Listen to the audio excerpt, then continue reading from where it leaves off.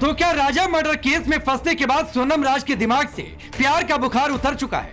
क्या सोनम ने अपने पति राजा के मर्डर के साथ एक और महिला को मारने का प्लान बनाया था? सोनम का काला बुर्का वाला कनेक्शन क्या है? क्या राजा को गुवाहाटी में ही निपटाने की सोनम राज ने पूरी तैयारी कर ली थी? पुलिस के पास ऐसे 10 सबूत कौन कौन से हैं जिनके सामने आने के बाद सोनम राज का बचना नामुमकिन है? ये सारे सवाल इसलिए क्योंकि पुलिस ने राजा मर्डर केस में कई चौंकाने वाले खुलासे किए। दरअसल सोनम राज समेत दूसरे आरोपी पुलिस की रिमांड में 19 जून तक है। इस दौरान पुलिस सभी आरोपियों के बयान को क्रॉस एग्जामिन कर रही है। पुलिस के मुताबिक राजा मर्डर केस का असली मास्टरमाइंड राज है। सोनम ने प्रेमी राज का साथ दिया, बाकी 3 आरोपी राज के दोस्त हैं। हत्या का पहला प्लान गुवाहाटी में का था। 3 जगहों पर नाकाम होने के बाद चौथी बार में राजा की हत्या हुई। सोनम ने शादी परिवार के दबाव में की। मर्डर के बाद सोनम का प्लान खुद को किडनैप दिखाना था। जिस दिन राजा की बॉडी मिली उस दिन सोनम इंदौर में थी। The accused have all admitted to this offence. Sonam has admitted her complicity out here. This whole thing had happened, in fact, right from Indore. Just before her marriage to Raja, it was hatched, and the mastermind of this is Raj. Sonam played along with this plan, and she was part of this plan. She was also a partner in this plan. Raja murder case का पहला plan उसे गुवाहाटी में मारने का था। 19 तारीख के CCTV footage में गुवाहाटी के आनंद लाज के गेट पर आरोपी दिखाई दे रहा है। हमारी टीम इंदौर के उस फ्लैट तक भी पहुंची जहां पति राजा की हत्या के बाद सोनम आकर रुकी थी। राज के दोस्त और दूसरे आरोपी विशाल ने इस फ्लैट को खुद के नाम पर भाई बहन के रुकने की बात कहकर बुक करवाया था। बड़ा खुलासा तो यह भी है कि सोनम राजा के साथ एक महिला की भी हत्या करना चाहती थी। किसी दूसरी महिला को मारकर उसे सोनम की स्कूटी पर जलाने का प्लान था। सोनम दूसरी महिला को मारकर खुद की भी हत्या दिखाना चाहती थी। हत्या के बाद सोनम को भागने के लिए राज ने काला बुर्का दिया था। काले बुर्के को ही पहनकर सोनम सिलीगुड़ी पहुंची थी। Right from the month of February in Indore, they had thought of ways where Sonam would disappear. And probably after disappearing, one instance was make her get washed by a river. Another instance was murder somebody, put her in her scooty, burn that person's body, claim that it is Sonam's. But all these things didn't fructify. सब ठीक चल रहा था। पति की हत्या करवाने के बाद सोनम इंदौर में विशाल के बुक किए फ्लैट पर जाकर रुकी ताकि खुद को गायब दिखाकर वो बाद में इसे अपहरण बता सके। लेकिन बाद में साथियों को फंसता देखकर गाजीपुर जाकर सामने आने का प्लान बना। फिलहाल सोनम राज पुलिस कस्टडी में है। बड़ी खबर तो है कि पुलिस के सबूत और शिकंजा कसता देखकर दोनों के दिमाग से प्यार का बुखार उतरने लगा है। दोनों एक दूसरे को हत्या का मास्टरमाइंड साबित करने में जुटे हैं। इन सबके बीच राजा के भाई सचिन रघुवंशी सामने आए। पूरा सच सामने लाने के लिए उन्होंने आरोपियों का नार्को टेस्ट करवाने की मांग कर डाली कि राज सोनम पे इल्ज़ाम लगाना, उस राज पे इल्ज़ाम लगाई कि मास्टरमाइंड वो है, मास्टरमाइंड वो है। तो जिस तरह से गुमराह कर रहे हैं पुलिस को, प्रशासन को, राज्य सरकार, केंद्र सरकार को, तो मेरी सरकार से ये मांग है कि इनका नार्को टेस्ट किया जाए, जिससे ना एक बार में सब मालूम पड़ जाएगा कि क्या चाहते हैं और इनमें से मास्टरमाइंड दोनों में है कौन, इसके पीछे और कितने लोगों का हाथ है, घर का, परिवार का, दोस्तों में, जिनका भी है, वो सब मालूम। तो वो हिसाब से मैं चाहता हूँ कि आप नार्को टेस्ट की मांग करके इन पर फटाक से जल्दी कहा जाए और फास्ट ट्रैक कोर्ट से इनका फैसला लिया जाए। फिलहाल पुलिस का प्लान आरोपियों के बयानों को क्रॉस चेक करने का है। सोनम के बाकी 3 मोबाइल को भी पुलिस तलाश रही। सोनम राज का आमना सामना भी होगा। पुलिस मर्डर का सीन भी रिक्रिएट करेगी। 90 दिनों के भीतर चार्जशीट दाखिल होगी। पुलिस के पास फिलहाल 10 ऐसे बड़े सबूत हैं जिनका जवाब देना कस्टडी में राज सोनम के लिए मुश्किल हो रहा है। ये 10 सबूत उनके गले की फांस बने हैं। शायद इसीलिए राज सोनम अब अपना आपा खोने लगे। उनके बीच दरार बढ़ती जा रही। सोनम राज की दूसरी नई तस्वीर में जो खुशियां साथ रहने की दिखाई दे रही वो अब गायब है। तो सवाल है कि क्या सोनम राज को उनके कर्मों की सजा मिलने का काउंटडाउन शुरू हो गया है? क्या अब उनके सारे गुनाहों का हिसाब होने ही वाला है? Bureau report, times round of Bharat. चलिए आपने ये रिपोर्ट देखी और सबसे बड़ा सवाल है कि आखिरकार इस केस में आगे क्या होने वाला है। मैं आपका परिचय आज के मेहमानों से करवाता हूं। वेद भूषण जी, पूर्व डीसीपी दिल्ली पुलिस। आचार्य शैलेश तिवारी जी स्टूडियो में मौजूद है। संजीव देसवाल जी प्राइवेट डिटेक्टिव है, स्टूडियो में मौजूद है। योगिता भयाना सोशल एक्टिविस्ट हमारे साथ जुड़ रही हैं और साध्वी हर्षा रिचारिया हैं, सनातन प्रचारक हैं। आप सभी का बहुत बहुत स्वागत है। चूंकि मामला पुलिस के अंडर में है, इसलिए मैं वेद भूषण जी आपसे शुरू करता हूं। जो बातें हुई हैं, जो खुलासे हुए हैं और जो ये पुलिस कह रही है कि दरअसल 4 प्लान बने हुए थे। गुवाहाटी में मर्डर की योजना थी, 19 तारीख को सीसीटीवी में दिखे हैं। 3 जगह नाकाम हुए, चौथी बार में कामयाब हुए। परिवार के दबाव में शादी हुई है, अफेयर की जानकारी थी या नहीं है। जो खुलासे अभी तक हुए हैं, इस खुलासों से क्या अंजाम होता, चार्जशीट कैसी दिख रही है जो पुलिस ने दावा किया है कि 90 दिनों के अंदर ही दाखिल कर देंगे? देखिए राकेश जी, 90 डेज तो मैंडेटरी है मुकदमे के लिए। मर्डर के केस के अंदर चार्जशीट फाइल करना पुलिस के लिए लाजमी, अदरवाइज वो बेल हो जाती है। तो 90 डेज के अंदर ये तो तय है। परंतु जिस तरह से Aarushi case, Jessica Lal murder case, Sheena Bora murder case, Sunanda Pushkar case, tandoor case, Nitish Katara case, Shraddha Walkar case, ऐसे जो रहस्यमय जो मिस्ट्री जिनके पीछे मर्डर है, लव है, सेक्स है, तमाम एंगल जिनसे जुड़ते हैं, उनमें इतने पुख्ता सबूत जाने अनजाने ये लोग छोड़ जाते हैं कि वो उनको फांसी की सजा कराने या आजीवन कारावास में सामने आ जाता है। आपने देखा अभी आरजी कार केस के अंदर केवल 4 महीने के अंदर उसको आजीवन कारावास की सजा दे दी गई। तो मेरा कहना यह है, मेरा मानना यह है, जो सबूत इस बारे में पुलिस के पास मौजूद हैं, आपके पास मौजूद हैं, पूरा हिंदुस्तान उन सबूतों को देख रहा है, ये केवल और केवल फांसी की या कम से कम आजीवन कारावास की सजा का केस है। क्योंकि इतने पुख्ता और सबूत मजबूत हैं कि कोई भी अदालत ट्रायल करेगी तो केवल और केवल सजा करेगी। उसमें जितने भी सोनम के साथी थे, जो जिन्होंने तमाम मदद की, विशाल, आकाश, आनंद, राज कुशवाहा, तमाम ये जिम्मेदार हैं राजा रघुवंशी की मर्डर के लिए। और ये आप 6 महीने बाद हम इसी तरह से फिर दोबारा डिबेट करेंगे कि सजा हुई, कितनी हुई, क्यों हुई, कैसे हुई। तो जो सबूत बता रहे हैं, आप चाहे उसमें पैसे का एंगल देखें कि 50,000 रुपए एडवांस दिया गया, जितेंद्र रघुवंशी के अकाउंट से ट्रांसफर हुए, उसी तरह से सीसीटीवी फुटेज हैं जो होटल के आप दिखा रहे हैं। एक चीज सर और चौंका रही है और उसको मैं चाहूंगा संजीव देसवाल जी उस पर आप एक जरूर टिप्पणी करें। क्योंकि प्लान सिर्फ राजा के मर्डर का नहीं था, प्लान डबल मर्डर का था। और यह भी खबर है कि प्लान में यह भी था कि एक महिला को भी मार देना है और सोनम की स्कूटी पर बिठाकर उसे जला देना है, ताकि यह मैसेज चला जाए कि सोनम भी मर गई है, राजा भी मर गया और वो एक गुमनाम जिंदगी या फिर एक अलग जिंदगी दुनिया की नजरों से दूर राज के साथ शुरू कर पाए। राकेश जी, डे 1 से मैं ये कह रहा था कि ये केस प्री प्लान है और प्री प्लान के अकॉर्डिंग ये केस अब जैसे चल रहा है, अगर वो मान लीजिए दूसरा भी केस कर देते, दूसरी भी हत्या कर देते किसी लड़की की, तो भी उनके पास बहुत सारे सबूत छूटते, जैसे इस पूरे केस के अंदर सबूत कंटिन्यू छूटे हैं। और जो चेन ऑफ द एविडेंस बन रही है वो साफ साफ बता रही है कि इन लोगों की कारस्तानी है ये सारी। अगर मान लीजिए वो किसी लड़की को मार देते, सोनम जल्दी से मिलती नहीं या सोनम पे इतना प्रेशर डेवलप नहीं होता, वहां की पुलिस ऐसा इतना अच्छा काम नहीं करती और सोनम वहां छुपी रहती, तो वो शायद हो सकता था कि दूसरा एग्जीक्यूट करती, ताकि वो दिखाती कि कहते सोनम भी मर चुकी है, सोनम को ढूंढना बंद कर दिया जाए और उसके बाद वो नेपाल निकल जाती। लेकिन इसमें समझना ये होगा कि जो उसने एग्जीक्यूशन करना था, दूसरी बॉडी को लाकर दूसरे किसी को मारने का, तो उसके लिए उसको बहुत काम करना पड़ता। और ये लोग नौसिखिया थे, कोई हार्डकोर क्रिमिनल्स नहीं है। नेचुरली हाइट बराबर होनी चाहिए थी लड़की की, डीएनए कैसे मिलाते, वो कपड़े कौन से उसके ऊपर लगाते, किसी की बॉडी को अपनी जगह रखना और उसको प्लांट करना पिक्चरों में तो अच्छा लगता है, लेकिन असलियत लाइफ में, प्रैक्टिकल लाइफ में ये पॉसिबल ही नहीं हो पाता। क्योंकि इतने सारे एविडेंस इनके खिलाफ आज देखे जा रहे हैं, उतने ही एविडेंस और बनते और ज्यादा कहते केस संगीन होता जाता। ठीक है, अब साध्वी हर्षा रिचारिया, हम कुछ दिनों पहले चर्चा ये कर रहे थे कि ये मंगल दोष के चक्कर में ये सब खेला हो गया है, मंगल दोष मिट जाए इसलिए सिंदूर मिटा दिया। लेकिन अब तो ये खबर आ गई है कि जब दोनों से सवाल जवाब हुए हैं तो राज कह रहा है कि सोनम ने मारा, सोनम मास्टरमाइंड है। सोनम करी कि नहीं मास्टरमाइंड तो राज है, मैं तो बस सपोर्ट कर रही थी। ये प्यार की खुमारी उतर गई है। अब मंगल सब अमंगल किसका करें नहीं करें, ये एक अलग सिचुएशन आ गई है। देखिए, जो एक बेटा गया ना वो तो चला गया, एक परिवार ने अपना बेटा खो दिया है सर। अब यहाँ पे आप ग्रहों को दोष दीजिए, आप किसी को भी दोष दीजिए, लेकिन ये जो चल रहा है ना कि राज सोनम पे डाल रहा है, सोनम राज पे डाल रही है, कोई भी गुनहगार कभी एक्सेप्ट नहीं करता है कि ये गलती मेरी है।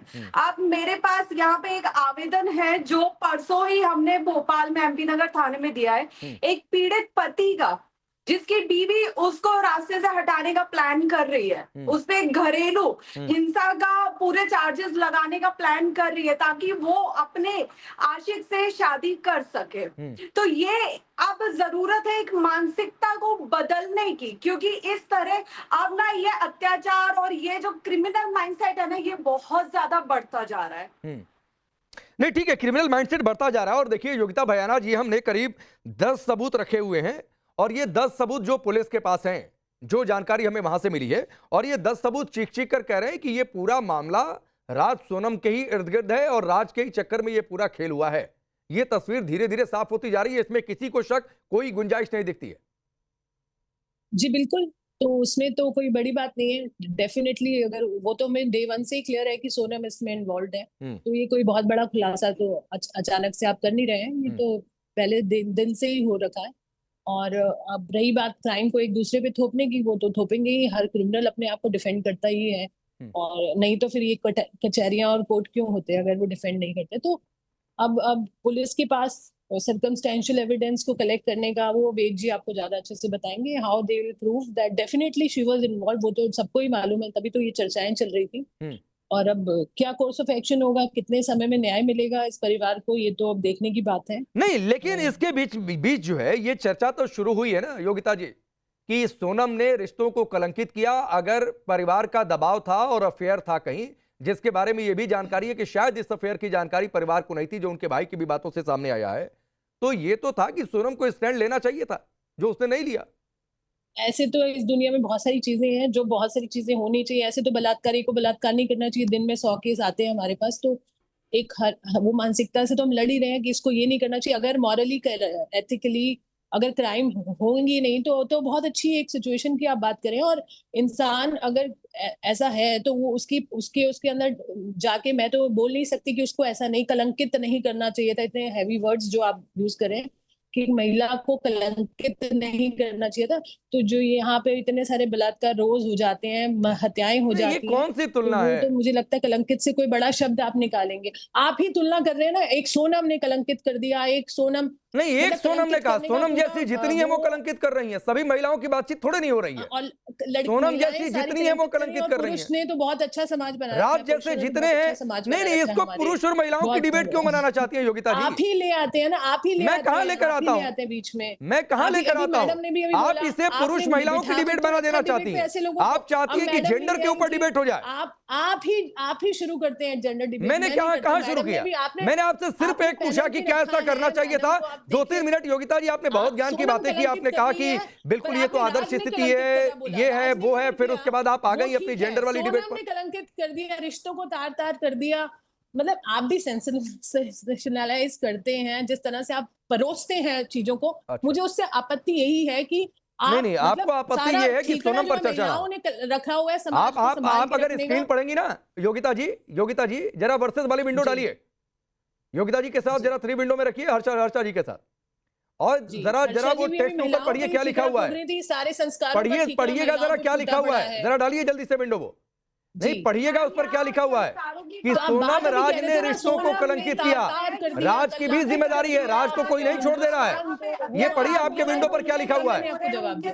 मैंने आपको ये बात का जवाब कब किया जब आपने खुद ही शब्द बोला कि सोनम ने तार कर दिया, सोनम ने कलंकित कर दिया।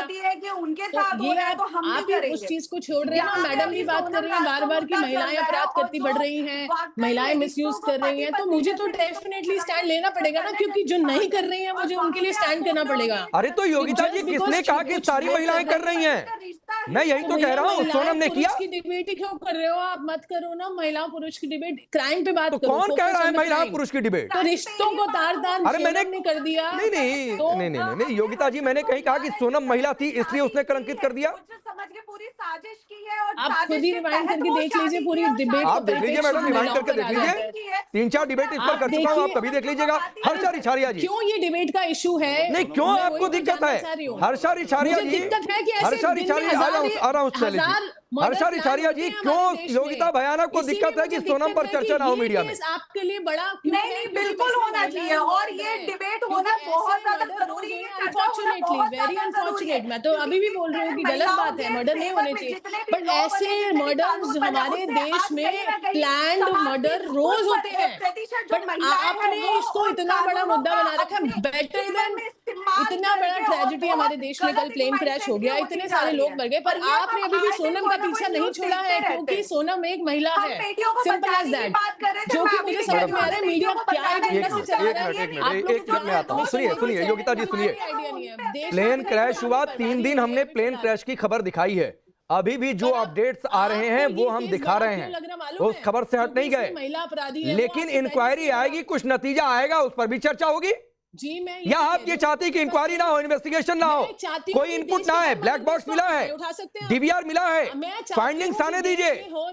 आपकी तरह बायस होकर डिबेट नहीं करनी है, ना बायस होकर मुझे सवाल पूछना है। 1000 केस सबसे सोनम की बात से रिपोर्ट हो गया। आपको दिक्कत यही है। अब शैलेश जी, आचार्य शैलेश जी, ये देखिए नई तस्वीर आई है। अच्छा रुकिए योगिता जी, ये तस्वीर भी देख लीजिए, ये नई तस्वीर आई है, वेद प्रकाश जी, ये सोनम राज की नई तस्वीर है। आप देखिए दोनों एक दूसरे के साथ केमिस्ट्री, तो क्या प्रॉब्लम, केमिस्ट्री देखिए।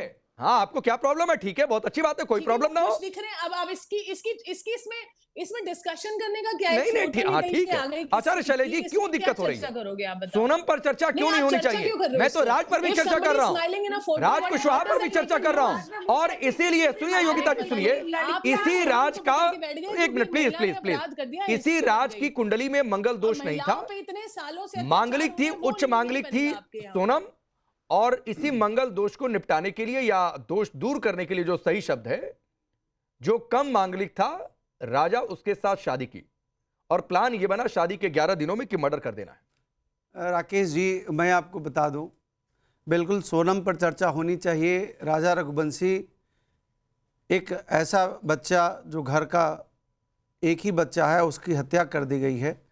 देखिए, हम जब बात करते हैं ज्योतिष की, तो ज्योतिष विद्या को जिस तरह से हर केस में बदनाम किया जा रहा है, तंत्र मंत्र को जिस तरह बदनाम किया जा रहा है, यह दुखद है। लोगों को ज्योतिष का ज्ञान ही नहीं है, बिना ज्ञान का, अधूरा ज्ञान का लोग ज्योतिष को बदनाम कर रहे हैं। मंगल दोष है क्या? जैसे अभी मंगल जो है वह सिंह राशि में बैठे हुए हैं, सिंह राशि यानी 10th हाउस में सिंह राशि का प्लानिटरी एस्टेब्लिशमेंट है केतु के साथ। तो इसके कारण जैसे 7 जून को मंगल आए हैं केतु में, केतु के साथ सिंह राशि में, तो पूरी दुनिया में उथल पुथल शुरू हो गई। अभी आप विश्व युद्ध भी देखेंगे और बहुत बड़ी घटनाएं भी देखेंगे। आप जापान में सुनामी भी देखेंगे इसी 28 जुलाई के अंदर। ये मैं भविष्यवाणी कर रहा हूँ, जो आगे समस्या दिख रही है, ईरान और इजराइल में बड़ा वार भी देखेंगे, वर्ल्ड वार भी देखेंगे। यह सिर्फ केतु और मंगल के एक साथ आने के कारण होने वाला है। मंगल जब किसी व्यक्ति की, लड़का हो या लड़की, लग्न के पहले घर में, चौथे, 7वें, 8वें या 12वें घर में जब मंगल बैठा रहता है, जब जन्म के समय, जब एस्टेब्लिशमेंट, जब प्लानिटरी पोजीशंस रहता है, तो ऐसे लोग को मांगलिक कहते हैं। मंगल एक योग है, मांगलिक योग है, मंगल को दोष नहीं है। हाँ, इसमें यह है कि ऐसे लोग हाईली एनर्जेटिक होते हैं, उनके विवाह देरी से होते हैं। और जब भी लड़का या लड़की, लड़की मांगलिक है तो लड़का मांगलिक से होना चाहिए शादी, लड़का मांगलिक है तो लड़की मांगलिक से होनी चाहिए शादी। जब हम इनसे इतर अगर मांगलिक नहीं है तो उसमें समस्याएं आती है। अगर 7वें घर में मंगल है लड़की का और लड़का का नहीं है, तो लड़की का वैधर्म योग बनता है। वह कैसे होता है? वह रोग के कारण, 6 हाउस के कारण होता है। वह अचानक कोई घटना है, दुर्घटना कारण। लेकिन कोई अगर मंगल दोष के नाम से किसी की हत्या कर दे, ऐसे लोगों को फांसी की सजा होनी चाहिए। ठीक। और ज्योतिष विद्या को बदनाम नहीं करना चाहिए। ना हल्का मंगल दोष होता है, ना भारी मंगल दोष होता है। मंगल योग एक है, जब बोलचाल की भाषा में लोग मांगलिक दोष बोल देते हैं, और इसके कारण ग्रहों के नाम से बदनाम करके इस तरह की हत्या की जो साजिश है, ठीक है, ऐसे लोगों को, ठीक है। वेदभूषण होनी चाहिए। ये जो 10 सबूत हमने, जरा वो भी ग्राफिक्स डालिएगा, 10 सबूत वाले, जो पुलिस के पास 10 सबूत हैं कि होम स्टे में राजा का पूरा सामान, लेकिन सोनम का सामान गायब होता है, मंगलसूत्र अंगूठी को छोड़कर। राजा के सिम से तीनों आरोपी कनेक्ट रहते हैं। इंदौर के कैफे में 16 मई को मर्डर प्लानिंग होती है, वहां पर भी सबूत मिलने के। गुवाहाटी में जब ये कामाख्या मंदिर गए थे, वहां पर मर्डर की प्लानिंग थी। तीनों आरोपी जो दूसरे हैं वो पहुंचते हैं, उसका बाकायदा सीसीटीवी है, आनंदा लॉज में ये रुकते हैं। और सबसे बड़ी चौंकाने वाली बात है कि आप कहीं घूमने गए, आपके साथ कोई हादसा हो गया, आपका पति गायब हो गया, तो पुलिस के पास जाएंगे कि नहीं जाएंगे? स्थानीय पुलिस की मदद लेंगे कि नहीं लेंगे? कोई मदद नहीं लेंगे। ये एक वेल प्लान मर्डर है, पूरी तैयारी के तहत की गई है। जहां तक कामाख्या देवी के अंदर मर्डर करने का या नरबली देने का ताल्लुक है, मैं भी वहां पर गया हूं। वहां इंसान की तो छोड़ो, जानवर की बलि आज की डेट में नहीं दी जाती है। वहां की सरकार का आदेश है कि वहां किसी भी तरह की बलि अलाउड नहीं है। दर्शन केवल कर सकते हैं कामाख्या देवी में। और जहां तक सबूतों की बात है, सबूत इतने ज्यादा और स्ट्रांग और मजबूत हैं कि जो मेघालय में शिलोंग के पास जहां पर रुके थे, उस होटल से लेके गाजीपुर, इंदौर, तमाम जगह के सबूत बिखरे पड़े हैं। पुलिस का काम है केवल उनको पिरोना, एक लाइन में इकट्ठा करना, अदालत को बताना। जिस तरह से डिजिटल एविडेंस इसके अंदर इतने स्ट्रांग है कि ये बिल्कुल, मैं इसलिए बार बार कह रहा हूं कि ये केवल सजा का केस है, कन्विक्शन का केस है। क्यों है? क्योंकि पहले जो भारतीय कानून था उसके अंदर डिजिटल एविडेंस को, जिनको आप फेसबुक, इंस्टाग्राम, व्हाट्सएप कहते हैं, वो सेकेंडरी एविडेंस था, द्वितीय माना जाता था। परंतु अब जो 2024 में इस देश में नया कानून सरकार लेकर आई है, भारतीय न्याय संहिता, भारतीय नागरिक सुरक्षा संहिता, भारतीय साक्ष्य अधिनियम, उसमें इनको प्राथमिक एविडेंस, प्राइमरी एविडेंस माना गया। इनके आधार पर किसी आदमी को सजा या बरी किया जा सकता है। तो इस मामले के अंदर तमाम डीवीआर हैं, तमाम सीसीटीवी फुटेज है, उनके मोबाइल्स के लोकेशंस हैं, डिटेल्स हैं। 17 दिन तक सोनम क्यों गायब रही, उसने लोकल पुलिस स्टेशन में क्यों नहीं बताया। एक चीज फिर मैं उसके बाद संजीव देसवाल जी के पास जाऊंगा। 19 जून तक, सर मैं आपको रोक रहा हूं, 19 जून तक ये पुलिस की रिमांड है। क्या रूटीन चल रहा होगा पुलिस की रिमांड में? कैसे इसमें इस रिमांड अवधि का इस्तेमाल पुलिस कैसे कर रही होगी इन्वेस्टिगेशन? मैं आपके दर्शकों को बताऊं कि जो रिमांड का प्रोसीजर वो भी बदल गया है। पहले पुलिस कस्टडी रिमांड, जो पुलिस कस्टडी के अंदर इंट्रोगेशन की जाती थी, इन्वेस्टिगेशन, उसका टाइम पुराने अंग्रेजों के कानून में केवल 14 दिन तक था। परंतु इस देश की सरकार ने समझा कि ये समय कम है, पुलिस को और ज्यादा इन्वेस्टिगेशन करने के लिए, केस को और मजबूत करने के लिए टाइम दिया जाए। तो नए कानून के अंदर 30 दिन से 45 दिन तक पुलिस कस्टडी रिमांड में इन चारों पांचों को रखा जा सकता है। इनको उन तमाम जगहों पर लेकर जाएगा फिजिकल तौर पर, तमाम रिक्रिएट किए जाएंगे, चाहे वो गाजीपुर में छिपी। अच्छा, ये पुलिस कह रही है कि रिक्रिएट करेंगे, इससे क्या थ्योरी साबित होगी कोर्ट में? क्यों रिक्रिएशन जरूरी होता है? देखिए, उसमें एक तो टाइमिंग सबसे इंपॉर्टेंट है। जिस तरह से सोनम वहां से उसको धक्का देने के बाद में खुकरी कहां से इस्तेमाल की गई, खुकरी पर ब्लड स्टेन लगे हुए हैं, फॉरेंसिक साइंस की रिपोर्ट आनी है। और तमाम जो अभी पोस्टमार्टम हुआ है, क्या उस रात को, जिस रात ये रुकी थी, उसको कोई ड्रग दिया गया, कोई शराब इन लोगों ने पी या कोई और तरह की चीज थी, उसके तमाम खुलासे करने में पुलिस को टाइम लगता है। और ये बड़ी टीडियस इन्वेस्टिगेशन है कि छोटी इन्वेस्टिगेशन, पूरा देश आज आपकी डिबेट को देख रहा है, आपके टाइम्स नाउ, नव भारत की इस डिबेट को देख रहा है कि क्या इसमें आगे होगा। ये बड़ा कौतूहल का सब्जेक्ट है। जैसे मैंने बहुत सारे केसेस, जैसिका लाल और तमाम केसेस गिनवाए, उसी क्रम के अंदर इस केस को सैकड़ों साल तक लोग डिबेट करेंगे और इसको बताएंगे कि व्हाट वेंट रॉन्ग, क्या हुआ, समाज की स्थिति क्या है, समाज के अंदर क्या करना चाहिए, पुलिस की स्थिति क्या है, इन्वेस्टिगेशन अच्छी हुई, अदालतों का क्या इस पर निर्णय किया, क्योंकि अदालतों का रुख सबसे ज्यादा इंपॉर्टेंट मामला बनता है कि अदालत इस केस को किस तरह लेंगी। ठीक है संजीव देसवाल जी, मर्डर के बाद तुरंत इंदौर पहुंच जाती है, और इंदौर में रुकती कहां पर है सोनम? आरोपी विशाल चौहान ने खुद के नाम पर फ्लैट बुक करवाया था और यह कहा था कि भाई बहन रुकेंगे, और उसमें जानकारी है कि संभवतः शायद राज भी था, वहां पर रुका हुआ था। 3 महीने का एडवांस किराया, 17,000 रुपए महीने का किराया, और जिस दिन राज की लाश बरामद हुई है, डेड बॉडी बरामद हुई है, उस दिन वो इंदौर में ही थी। तो आप, ये क्या माइंडसेट चल रहा था? मतलब पति का वहां पर मर्डर, फिर इंदौर में आ गए, इंदौर में अपने कथित प्रेमी के साथ, जो जानकारी अभी तक है कि वहां पर वो रुकी हुई थी, उसके बाद जब देखती है कि नहीं फंस गए, राज पकड़ा जा रहा है, दूसरे आरोपी पकड़े जा रहे हैं, तब क्या तो अपने अपहरण की साजिश हम रचे, फिर गाजीपुर पहुंच जाएं। ये एक बड़ा प्लॉट रचा गया। देखिए राकेश जी, इसमें समझना पड़ेगा कि राजा रघुवंशी की हत्या पे बात हो रही है और हम उन कातिलों की बात कर रहे हैं जिसका एक नाम सोनम है और एक राज है। यहाँ पे हम किसी लड़की लेडी की बात नहीं कर रहे कि खाली सोनम की बात हो रही है। सोनम और राज और उसके साथ 3 कहते हैं जो किलर्स हैं। अब समझने वाली बात यह है कि ये जो 3 जो लोग हैं, इन्होंने जो हत्या की है, इन्होंने इतने सारे सबूत छोड़े जिन सबूतों को झुटलाया ही नहीं जा सकता। कि भाई वहां पे जो हथियार खरीदा गया, वो हथियार वहां छोड़ा गया और उस हथियार को ऑनलाइन खरीदा गया। आप इसे कैसे झुटलाएंगे? अगर वहां से सोनम हत्या के बाद भागती है या कहते हैं गायब होने की कोशिश करती है तो रेलवे स्टेशन पे जाके स्पॉट होती है सीसीटीवी में, आप इसे कैसे कहते हैं दरकिनार कर देंगे? ये जो सबूत हैं, और सबसे बड़ी बात जो मैंने आपको लास्ट टाइम भी बताया था कि हथियार है, हथियार को जब आप वहां पे फेंकते हैं तो नीचे जो फिंगरप्रिंट आते हैं, ऊपर के फिंगरप्रिंट तो मौसम से मिट सकते हैं, लेकिन नीचे के फिंगरप्रिंट फॉरेंसिक एक्सपर्ट जरूर वहां से निकाल लेंगे, और वो आप कैसे कहते हैं इसको छोड़ पाएंगे? ये जो सबूत है ना, ये सारे के सारे सबूत इतने पुख्ता सबूत हैं। और सबसे बड़ी बात, आप जब कहते हैं हनीमून के लिए आती हैं तो वहां पे अपने साथ 9 लाख रुपए निकाल के लाती हैं। क्यों लाती हैं? आप इतनी सारी ज्वेलरी कैरी करती हैं, क्यों करती हैं? आप गाजीपुर छुप जाती हैं, 15 दिन पुलिस के पास ही जाती हैं, ऐसा क्यों करती हैं? आप जब सरेंडर करती हैं तो सरेंडर करते हुए क्या कहती हैं? मुझे किडनैप कर लिया था, आंखों में पट्टी बांध दी गई थी। लेकिन ये सब झूठ। नहीं, एक काला बुर्का भी देने की बात है कि ये बुर्का पहनकर निकल लेने का है। देखिए, अगर बुर्का पहन के निकल रही हैं, लेकिन ये मुझे पता चला है कि पुलिस की अपनी इन्वेस्टिगेशन में साफ क्लियर हो चुका है कि वो रेलवे स्टेशन पे स्पॉट हुई थी सीसीटीवी के अंदर, जिस ट्रेन से पकड़ के वो इंदौर आई हैं। और इंदौर के बाद वो जाती हैं गाजीपुर में एक रेंट कहते हैं एकोमोडेशन में रहने के लिए। वहां पे कहीं ना कहीं रेंट एग्रीमेंट बना होगा, 3 महीने का किराया दिया गया है। जिसने 3 महीने का किराया दिया है उसका क्या कनेक्शन है? ये वहां जाके क्यों रही, इतने दिन क्यों रही, वहां का ओनर बताएगा, लोग बताएंगे। इतने सारे एविडेंसेस, इतने सारे सबूत इनके खिलाफ, उसके बावजूद ही ब्लेम गेम खेलते हैं कि नहीं नहीं नहीं ये राज कुशवाहा ने किया, राज कुशवाहा नहीं नहीं नहीं सोनम ने किया। इससे कोई फर्क नहीं पड़ता। कामाख्या में क्या हुआ, इससे कोई फर्क नहीं पड़ता। उन्होंने क्या क्या प्लानिंग की, उससे कोई फर्क नहीं पड़ता। सिर्फ राजा रघुवंशी की हत्या और उसके सारे सबूत। शैलेश जी कुछ कहना चाह रहे हैं, फिर मैं आता हूं योगिता जी आपके पास। देखिए, मंदिर में जाना कोई तंत्रबद्ध से संबंध नहीं रखता है, क्योंकि कोई भी व्यक्ति जब शिलोंग जाता है तो स्वाभाविक है वह गुवाहाटी होते हुए जाता है, गुवाहाटी में मंदिर में जाता है, वहाँ वो दर्शन व्यक्ति किया है, कोई तांत्रिक क्रियाएं का खेल नहीं है, कंप्लीट मर्डर केस है। और इसमें सोनम और राज दोनों को फांसी की सजा होनी चाहिए। एक घर का चिराग को उन्होंने बुझा दिया है।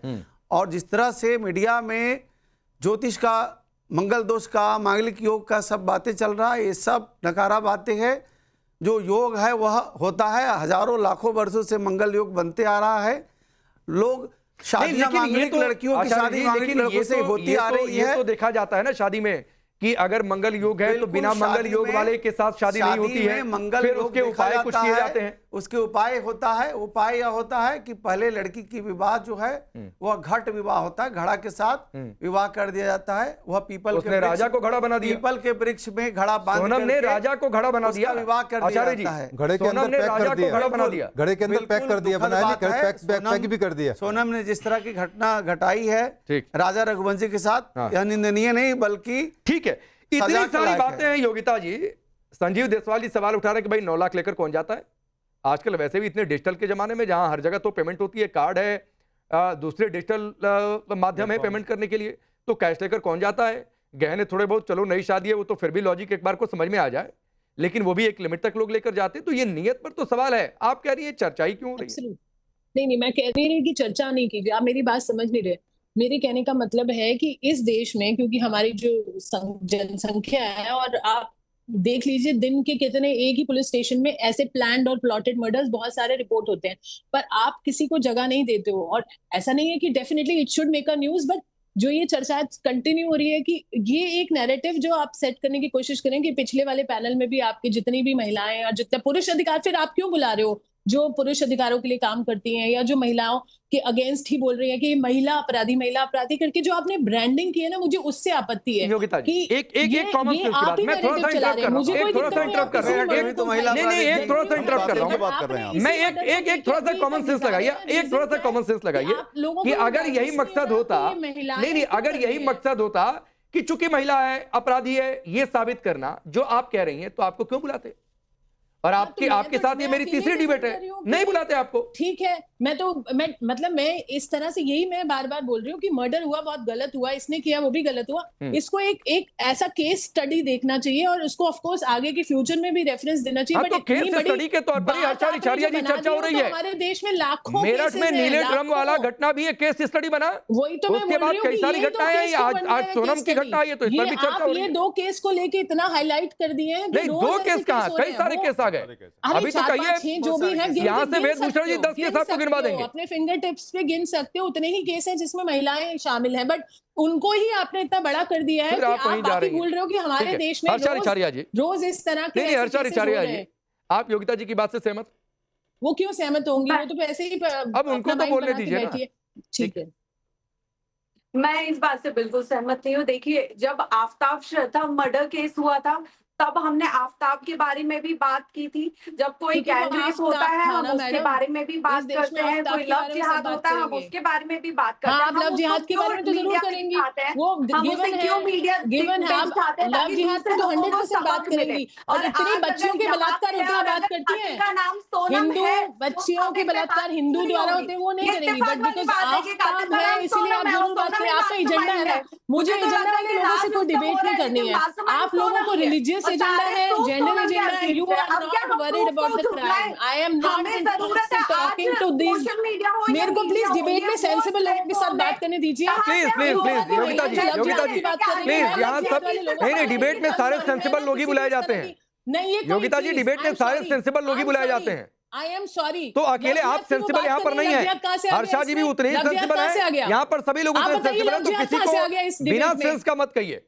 हर्षा जी अपनी बात पूरी करिए। इस डिबेट में लव जिहाद कहां से आ गया? मैं एक एग्जांपल दे रही हूं। प्लीज प्लीज योगिता जी, दूसरों को सुनिए, सुनिए थोड़ा सा सुनिए, मत कराइए please. I don't want to be, सुनिए प्लीज, दूसरों को सुना करिए थोड़ा सा। सेंसलेस हर्षा जी अपनी बात पूरी करिए। रिलीजियस लोगों को बुला, तो मेरा वही मतलब है कि जब कोई भी बड़ा केस होता है हम उसे मीडिया पे इजीली दिखाते हैं ना, ताकि समाज को एक आईना दिखे, समाज में एक सबक दिखे कि आगे हमें फ्यूचर में किस तरह फूक के कदम रखना है। आज यहाँ पे डीसीपी सर है, वो हमें एक अलग एंगल दिखा रहे हैं जो शायद समाज में डिटेक्टिव सर के साथ बात कर सकते हैं। ये सेंसलेस लोगों को डिबेट में बुलाएंगे तो I am sorry, I am an expert and I highly take offence to such people. मैं नहीं बात कर सकती।